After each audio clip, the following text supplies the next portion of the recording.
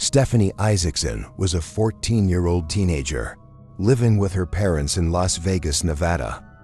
Stephanie was a freshman at El Dorado High School on the morning of June 1, 1989. Stephanie left her home near Nellis Boulevard and Stewart Avenue.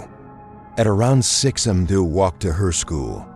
She had walked the route to her school a number of times and would usually take a shortcut through a vacant desert lot at Stewart Avenue and Lynn Lane in order to get to her school faster. She would never make it to her school that day. That afternoon, when she did not return to her home, her father became worried and went out to look for her. He visited her school and found out that Stephanie had never arrived. That day, her father immediately reported her missing. The police launched an extensive search for her. They canvassed her usual route that she took to her school. Soon they discovered her books and belongings. Scattered in the vacant desert lot, next to the belongings they found her body. A coroner determined that she had been sexually assaulted, beaten, and strangled to death. Investigators searched every possible lead and investigated a number of people, but to no avail. The case would soon grow cold. DNA found at the crime scene was entered into Dakota's database in 2007, but no matches could be found. Then in January of 2021, with the generous donation of $5,000 from a local resident named Justin Wu, founder of the nonprofit organization Vegas Helps, the investigators were able to send the DNA found at the crime scene out for testing to Author Labs in order to find any new leads. Author Labs was able to use genome sequencing in order to build a genetic profile of the killer from the remaining DNA evidence of just 15 human cells. Usually 100 to 750 nanograms of DNA is used to create a DNA profile, but in this case only 0.12 nanograms, or 15 human cells were available for testing. This status set a new lower limit on the quantity required to build a successful DNA profile. With the help of the DNA profile, police were able to name Darren Roy Marchand as the killer. Darren had been previously arrested for the murder of another woman named Nanette Vanderberg in 1986, 3 years before Stephanie's murder. However, the 1986 case was dismissed due to lack of evidence. Darren's DNA from Nanette's crime scene was matched to the DNA found at Stephanie's crime scene and conclusively linked. However, investigators could not charge Darren for Stephanie or Nanette's murder as he committed suicide in 1995.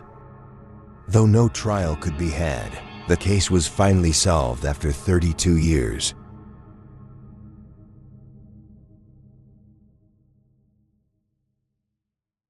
Michelle Wyatt was a 20-year-old student who lived in San Diego with her roommate. She graduated from Patrick Henry High School and was attending Grossmont College. In 1980, she worked as a cashier at Mission Hills Safeway. Her parents described her as an independent go-getter. On October 9, 1980, Michelle's roommate entered her condo complex at 10586 Carrigan Court in Santee to find Michelle lying in her living room floor dead. She immediately contacted police. An autopsy revealed that Michelle had been raped.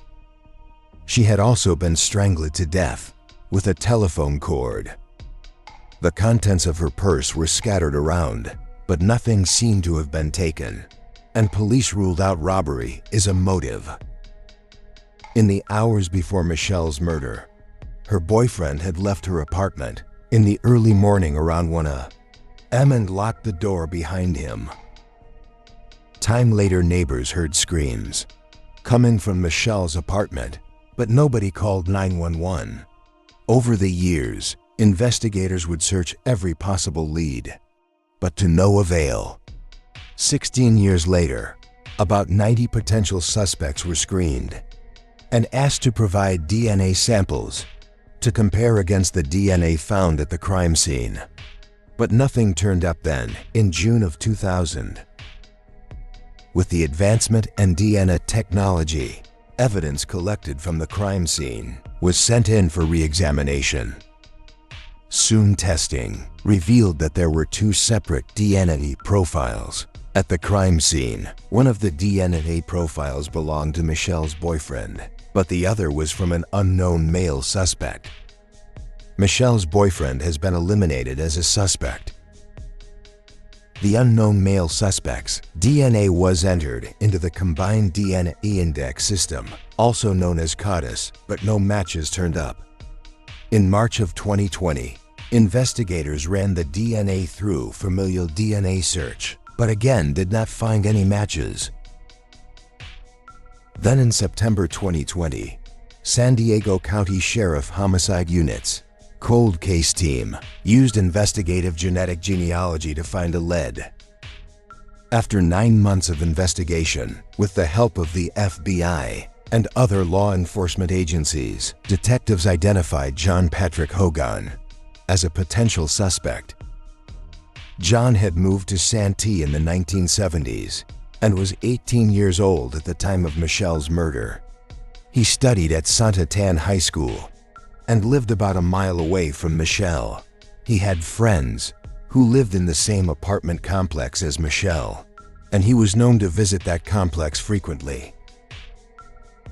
John joined the Air Force in 1979 and was stationed in Mexico for a brief period. During his lifetime, he moved around and traveled from California to Arizona and Idaho, unfortunately.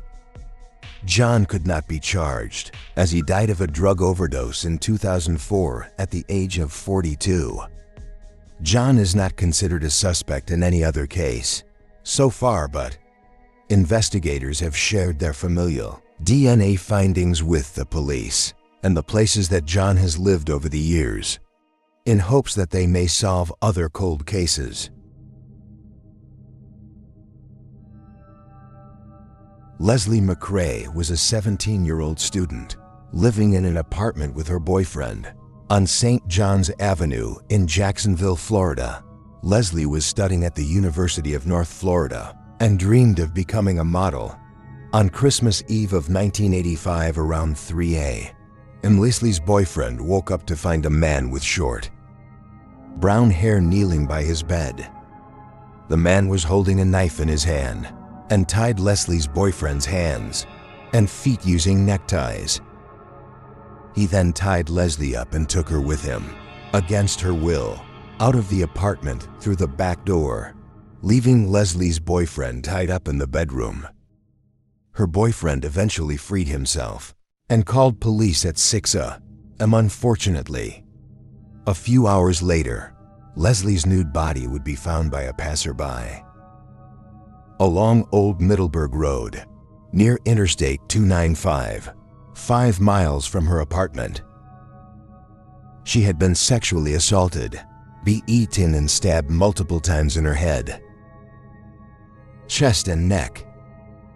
According to the Florida Times-Union newspaper, the police found no sign of forced injury or struggle in the apartment. Police were unable to find any clues at the crime scene that could lead to a potential break in the case. And with no leads and no suspects, the case would grow cold, however. Over the years, her family did not give up hope on finding justice. In 2019, her family reached out to Project Cold Case and asked the JSO Cold Case Unit to reopen and re-examine the case. In 2020, investigators re-examined the evidence found at the crime scene using updated technology. They found that the suspect's DNA profile matched to an inmate named David Nielsen Austin in the Michigan Corrections Database. The investigators then went to Michigan in April of 2021 to interview and collect more DNA from David to confirm the match. The tests confirmed the match, and in August of 2021, David was charged with first-degree murder, 2 counts of armed kidnapping, and 1 count of armed sexual battery. In the case of Leslie McCray, David is serving 2 life sentences for 2 other sexual assaults from 1988 David was never considered a suspect in this case before, and he had never been interviewed for the crime. He lived in Jacksonville for only a short period of time and then moved to Michigan, where he committed the two crimes for which he was caught. Now prosecutors are hoping David will be extradited to Florida soon to stand trial in Leslie's murder.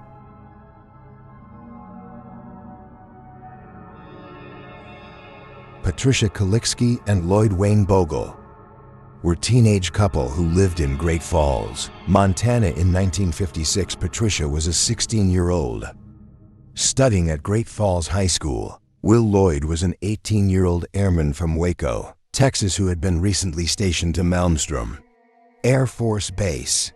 The two had met at a party a month prior and had fallen in love with each other almost instantaneously on January 3, 1956.